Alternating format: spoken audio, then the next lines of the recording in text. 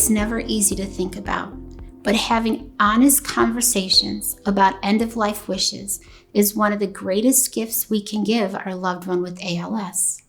It ensures that their values are respected, it reduces stress in difficult times, and it brings peace of mind knowing decisions are guided by love and clarity.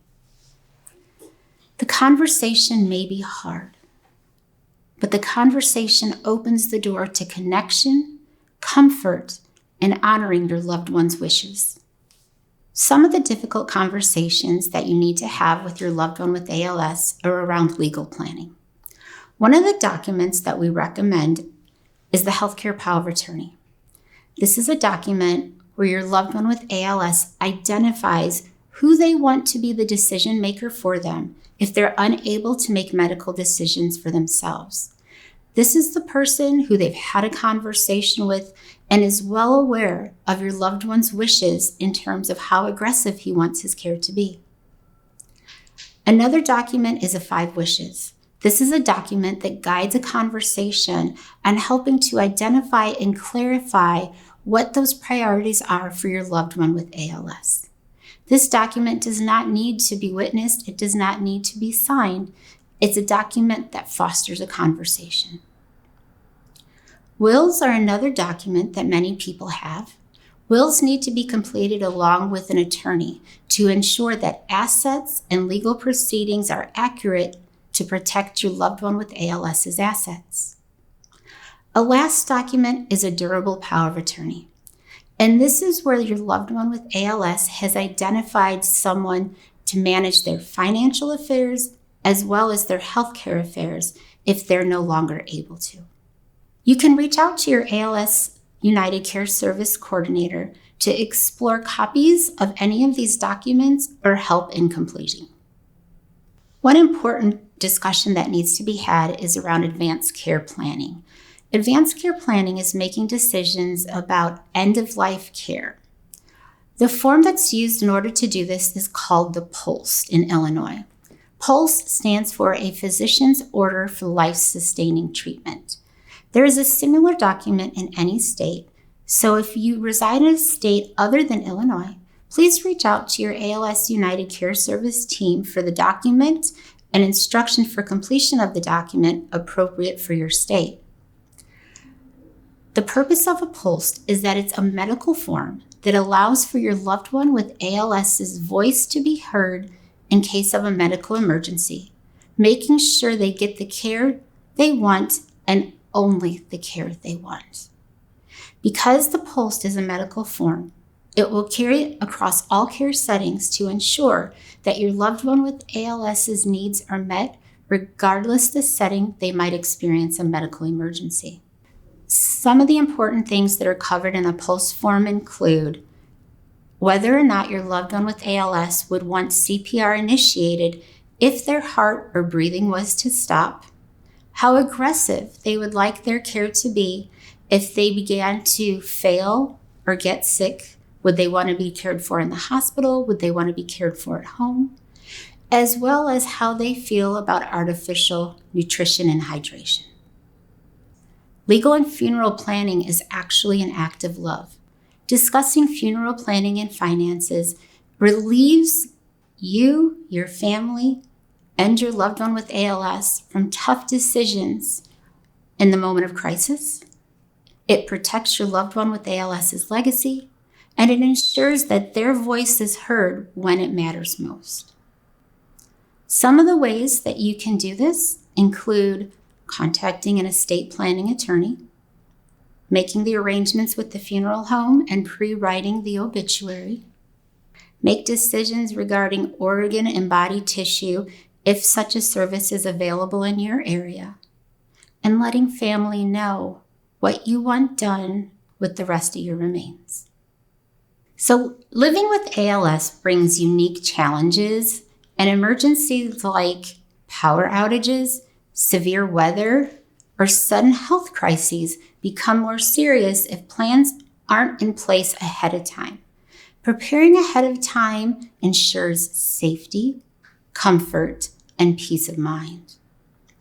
Emergency preparedness is critical when you're caring for someone with ALS because it protects their breathing support if they're on external breathing devices, their medical care if they have specialized equipment they need to rely on, communication if they have lost their ability to speak, as well as their safety. Planning ahead ensures dignity, comfort, and security, even in uncertain situations. Some of the difficult conversations we have to have are around hospice and palliative care. Although we will go into these two topics in more detail in another segment of this training, I did want to mention what the concepts are. Palliative care is appropriate for any stage of a serious illness and focuses on quality of care and comfort alongside with treatment. Hospice comes along when a person's expected life expectancy is less than 6 months, and they too focus on quality of life and comfort care, but cannot be provided along with treatment. It's important to know that ALS patients qualify for hospice sooner rather than later, but it's also important to know that research shows people live longer on hospice than without it. As you learn more about hospice and palliative care in this program, I encourage you to receive the information with an open mind because hospice of today is different than what we've known about. I want to take some time talking to you about grief and loss, as it's a normal part of the process of loving someone with ALS. Many people don't understand what the different terms mean, so I'd like to start there. Bereavement is the fact of loss that we experience. Grief is the feeling of loss, and mourning is our outward expression of that loss. Unfortunately, we know the journey with ALS results in the loss of our loved one, and we want you to be aware of the resources and support that are available to you. Common reactions that are experienced when someone loses someone they love include sadness, anxiety, anger, hopelessness, resentment. We have sleep problems. We have fatigue. We have appetite changes. We might feel more sick. We might ache more. Behaviorally, we withdraw, we shut down. We might be hypervigilant to what's happening around us. We might have increased caregiving sensitivity, feeling that we didn't do enough. We could have done more. Tensions with family members can become stressed over time as families have difficulty communicating about what they're feeling about the loss of their loved one with ALS. Anticipatory grief begins before the loved one has passed. It occurs as losses accumulate during the ALS journey. I know anticipatory grief is not something we want to have to experience, but it is something we need to navigate as we're caregiving for our loved one with ALS. First thing I encourage you to do is to validate yourself. Anticipatory grief is normal.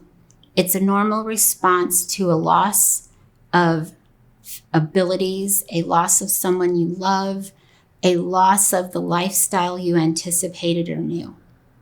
The second thing is to prepare. Allow yourself to process emotions along the way.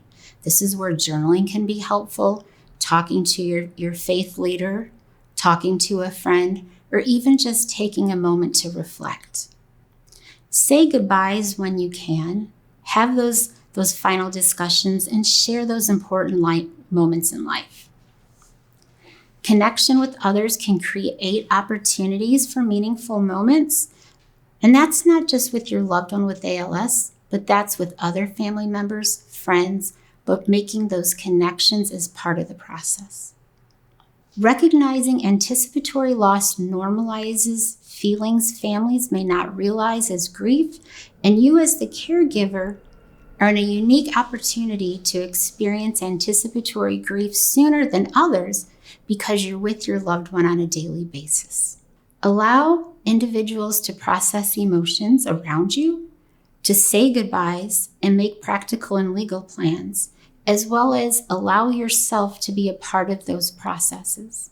If unsupported, anticipatory grief can lead to complicated grief after your loved one has passed. Don't allow anticipatory grief to become a complication. This is where you can reach out for help and support available through your ALS United Care Service team. Create opportunities for meaningful moments and memories every day of the journey. Those will be things that you can look back on in time with warmth and fond memories. One popular thing that many people like to do are the recordable books or stuffed animals, where you can help your loved one recall a story or even read a favorite storybook, and it gets saved in a stuffed animal or in a book that can be shared down the road with grandchildren or children of their own. Storytelling via video session to participate in moments and make memories with family and grandkids far away. Making memory boxes, creating photo albums, and reliving stories as you go along. These are great ways to help create those meaningful moments that help you, as well as your loved one with ALS, process the anticipation of loss, as well as help them leave a legacy. Grief is not linear. It is up and down, and it's often been associated as being like waves in an ocean. Waves in an ocean are strong, they're powerful, they're unpredictable, and sometimes they're overwhelming. That's what grief is like. With time, the waves don't always get smaller, but we grow stronger in learning how to face them. And that's how your process with grief will be. Sometimes the grief will be overwhelming, sometimes it'll be manageable, and then sometimes it'll catch you off guard. Processing grief takes time, and it varies from person to person. There's no specific timeline that you need to force yourself to be on to navigate the loss of your loved one with ALS. You'll move in and out of stages, and different life events, different holidays, different things and memories that come up will cause you to ebb and flow in those memories. The one thing we do encourage is avoid making major decisions in the first 12 months. Things like moving out of state, selling the house. Just because that first year you're still processing all the emotions involved with not being a caregiver, as well as missing that person you loved. We're in an emotional state, and when we're emotional, we don't always make the best logical decisions. ALS United does have a grief group specific for people who've lost someone to ALS that is available to you and is another layer of support system as you navigate your role of being a caregiver. It's normal to struggle after the loss of your loved one with ALS. Coping after a loss means feeling your grief, leaning on support, finding outlets for emotional expression, caring for your own health, and allowing yourself time. Healing doesn't mean forgetting. It means learning how to carry the love you had for your person with ALS with you in a new way. Things that you can do to help support your coping include connecting with bereavement groups specific for ALS, letting go of your guilt, accepting that you did the best you could with what you were able to do. Understand you might feel relief and guilt at the same time. Both emotions are valid. Start creating new daily routines and focus on your own self-care and healing. There's no specific timeline for coping with the loss of someone you loved. Be patient with yourself and take it one day at a time. As you're wrapping up your loved one's affairs, I want to give you a couple of tips to keep in mind. As you get copies of the death certificate, start with a minimum of 10. You'd be surprised how many organizations or accounts need that death certificate in order for you to close out your loved one's affairs.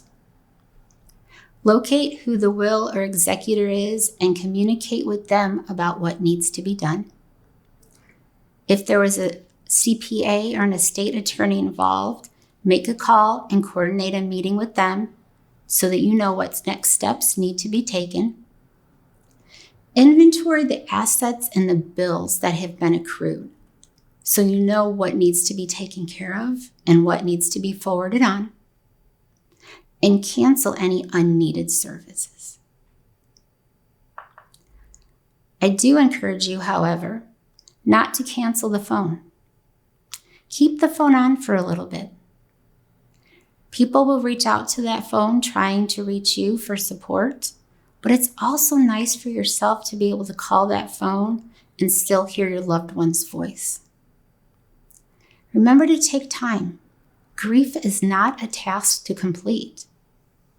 Use the AARP checklist to help guide you in what things need to be accomplished as part of wrapping up your loved one's affairs.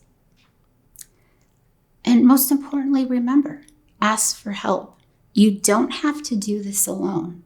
That support system you've established over the years, lean on them now and let them be here to help you as well.